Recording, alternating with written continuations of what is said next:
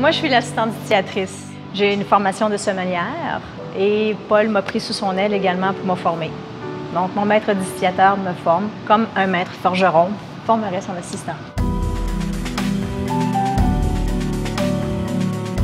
Comment ça se passe vraiment? Bien, en fait, ici, présentement, ce qu'on voit, c'est vraiment la première partie de la magie. C'est le mash tun. Donc, c'est ici qu'on fait notre mou. Comme pour une bière, par exemple. Exact. Le processus de la distillation en tant que tel, c'est un peu comme la bière jusqu'à la fermentation. Puis après la fermentation, nous, on distille. On va passer de l'autre côté. C'est ici, justement, que va se passer la partie de distillation. Oui. Et côté senteur, il devrait y avoir quelques belles petites surprises parce qu'on est en train de faire du whisky. Ah oui, ça va être différent, là.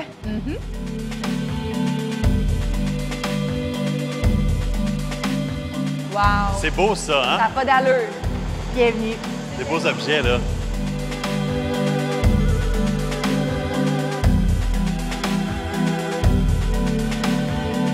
C'est de l'alcool qui sort direct. C'est comme une source infinie d'alcool. Ça a l'air de ça, oui. Ah oui, c'est ça. Ça a quand même un cycle. Et présentement, vous arrivez justement dans l'excellente étape. C'est le cœur qui est en train de sortir présentement. Ça veut Mais dire là, ça quoi, sort. le cœur? C'est l'alcool, c'est l'éthanol. OK. Puis quand ça sort blanc, c'est comme purifié. Il y a une espèce de purification qui se fait en même Tout temps. alcool, oui, tout alcool qui va sortir d'un alambic va sortir blanc. Mais quand vous voulez faire un whisky, c'est ambré la plupart du temps. Il y a une coloration. La coloration est faite avec les barriques.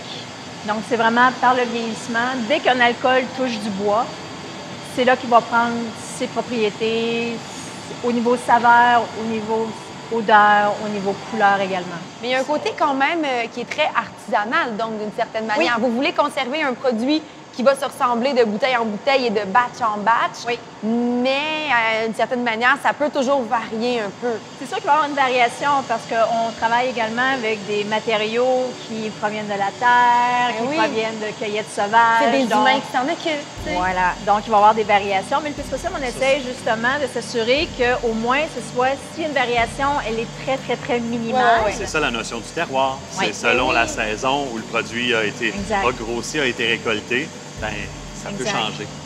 Puis la beauté de cette job-là également, cet emploi-là, c'est qu'on a la partie rigueur, très scientifique, mais on a également la partie un peu folie, créative, puis on s'amuse avec les produits, on touche, on goûte, on sent.